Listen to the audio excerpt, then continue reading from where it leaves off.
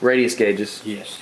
If anybody's missing this, because you probably used. What are you talking about? You probably misplaced. Hey, it's me, Dustin. Welcome back to Smarter Every Day. So this is my dad, and everybody's going to talk about in the comments how ugly we are. Let's just get that out of the way. Chip off the old block. We're ugly. It ain't going to get no better. We know it. He knows how to measure things. He's been a metrologist for years and years and years, right? Yes. Yeah. What things have you measured? All kinds of things. Yeah. You name it. Just this week, I measured things that go into space and things that go down deep in the ocean. Just this week? Just this week. And that's what a metrologist does, right? Yes. The study of measuring things. So when I was growing up, this is the kind of stuff I would play with in the garage. These are micrometers. That's a really old lathe over there. These are things that kind of shaped the way I think. And I read a lot of books back in the day, and I want to show. I'm basically making this video because I want you to see it. It's the dawn of precision. You taught me all this stuff, and there's a guy named Joseph Whitworth. Mm-hmm. We're standing on his shoulders right now, right? Right. Well, I mean, like Yeah. you like surface plates, don't you? Oh yeah. You know who made surface plates? Who made them? I guess Mr. Starrett did. No, Joseph Whitworth. Did he? Yeah. Did he really? Yeah. So today on Smarter Every Day, I would like to go on an adventure to learn about this guy, Joseph Whitworth, and basically, I think you'll enjoy this video. Okay. So our story starts here at the Tennessee State Museum. There's a really cool thing here, something I've cared about my entire life. It's a special weapon that was used in the Civil War called a Whitworth rifle. Okay, this is what we're here for. This is a Whitworth. This represents the proliferation of the idea of modern manufacturing precision. This was a weapon that was designed in England by a guy named Joseph Whitworth. The scope is off to the side, so I don't really know how they fire this thing. Look at the end of the barrel here. You can see that it's not a circle like most rifles are at the end of their barrels. This is a hexagonal bullet. Now, the interesting thing about that is it's a hexagonal helical bullet. If you think about it, how do you make a hexagonal hole in metal, and then how do you twist that at a certain rate? The answer is extreme manufacturing precision. So there wasn't a bullet at the museum, but the cool thing about the South is you can pick up the phone and call people like Preston, who owns NashvilleRelics.com, and you have a Whitworth bullet. I do. So your thing is Civil War relics, right? Like you've got all you like buy and sell this stuff, right? Absolutely. But so is your Whitworth for sale? Not yet. Okay, what's the deal here? You found this, right? I found that one. Okay, so it has sentimental value to you. It does. I've never actually sold anything that I found. Really? So what's the story with this? So this is what you call a drop? This was a dropped bullet. It was not fired.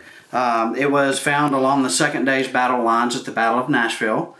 Basically, it would have been dropped on December 16th, 1864. Really? So you can peg it down to that day? Peg it down to that day. So what's so special about the Whitworth bullet, the hexagon, right? The hexagon, a lot of the Whitworths that came through were the round conical type shells. You didn't see a lot of the hexagon type guns come through, and it's quite rare to dig one, and to find one in dropped great condition is kind of neat to find. So why did the sharpshooters of the day prefer the Whitworth? Very accurate. Really? Very accurate. Did you know they actually made artillery pieces that had the hex? I did. I'd seen some of those shells. I'd never seen the actual cannon, but I'd seen some of the shells. I recently went to a Civil War cannon shoot, and while some people were there on the field trying to knock down barrels with their cannons, there was this one guy that was absolutely drilling whatever he aimed at. How long did it take you to make this, Mike? It took me a couple of years. The planning and arranging stage took longer than the actual making of it. The making of it was about a year. So the whole purpose of this is that you have an increased roll rate, so you have a more stabilized projectile, right? Correct. Wow, that's amazing. Okay, let's get the camera set up. That's perfect. Is that it? Oh, that's cool. Isn't it? That's really cool. That's gonna work. That looks good, doesn't it? It really does. Okay, here we go. Whitworth, 600 meters. Yards, 600 yards. Whitworth 3-pounder ready to fire? Fire!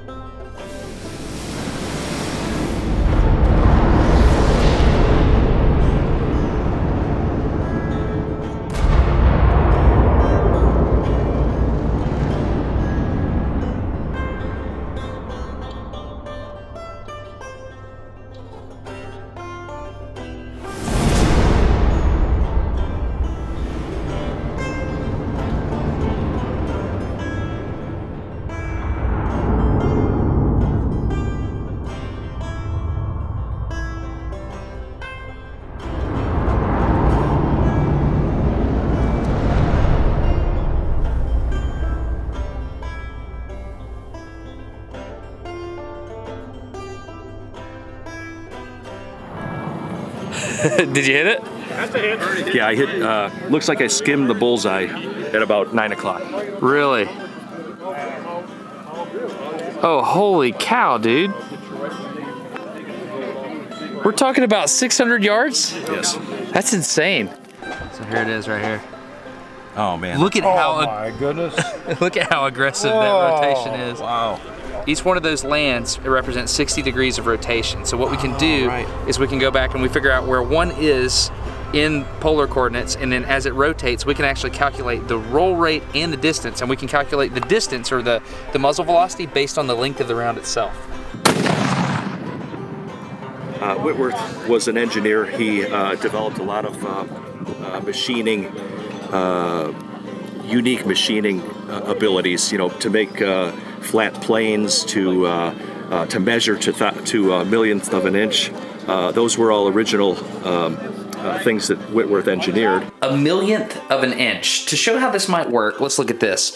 So let's say we have a lever here, and we have 10 inches here, and we have 1 inch here to where we put like a pencil or something like that. So if we move this thing 10 inches up top, we get 1 inch of movement down here.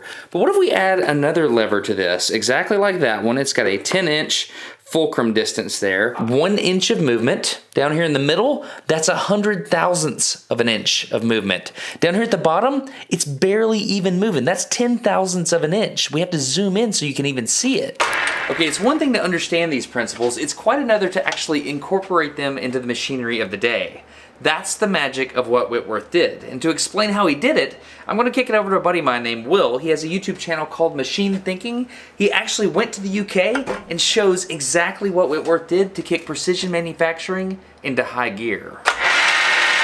Thanks, Destin. Though it does seem incredible, Whitworth did make a machine that could measure down to a millionth of an inch. To make a machine this accurate and precise, he did something amazing. His machine had a micrometer screw with 20 threads per inch which acted on the workpiece, then had a worm wheel with 200 teeth on the end of that shaft. In turn, the shaft had a dial divided 250 times, so 20 times 200 times 250 gives you a resolution of 1 millionth of an inch. Whitworth was able to show even a momentary human touch on the workpiece was detectable by this machine. Now this was before the times of environmentally controlled rooms, so I'm certain he was unable to get those same measurements day to day, but it does show he was able to measure to accuracies far beyond what anyone else was doing at the time. In fact, Whitworth is credited for introducing the thou, or 1/1000th of an inch of measurement, and he could easily and regularly work to that kind of precision or beyond. But you can't make a machine measuring close to millionths of an inch from just anywhere. There's a whole chain of important precursors to make something like that, and Whitworth helped invent or improve those as well, probably the most important being the surface plate. The surface plate is simply a piece of cast iron, or later granite,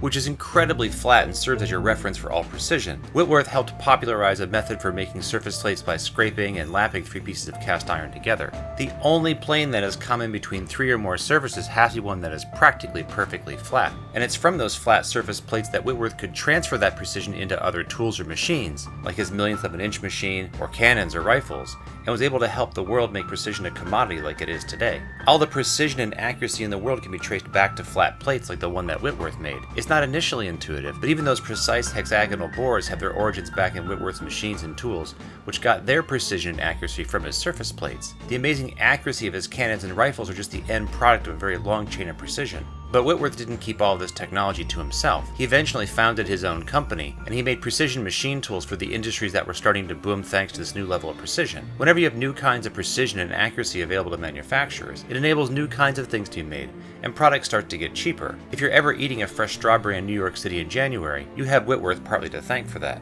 Whitworth's company made some of the absolute finest machine tools you could buy, including lathes, planers, drill presses, shapers, slotters, and more, which gave precision manufacturing a huge kick. Whitworth died a wealthy man, and for his enormous accomplishments was given a title by the crown, but perhaps his biggest legacy was for another kind of machine he made, a screw-cutting machine that he sold all over Britain. What that machine did, and the implications of it are amazing.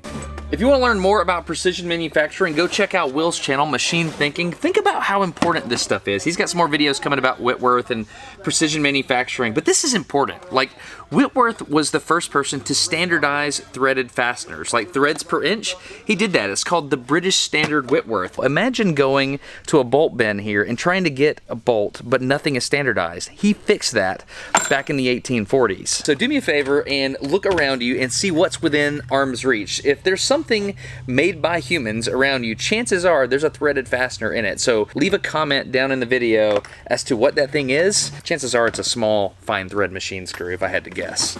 Leave a comment and bonus points if you can name exactly what thread it is. You went to Alabama, right? Absolutely. Roll Tide. Roll Tide. But dude, every time I see you, you're over here sticking things in your barrel. What's up with that? Well, I have the luxury of cleaning the floor to an immaculate state, which helps with accuracy in an actual war situation. Dude's proud of his gun. That's what this is. Proud of your gun. That's exactly what's going on. That's right. This is your baby, isn't it? It's like wax in my Corvette. It's called the Whitworth 3-plate method. I did not know that. I mean, I knew the 3-plate method, but I didn't know Whitworth did it. So Whitworth is like your hero.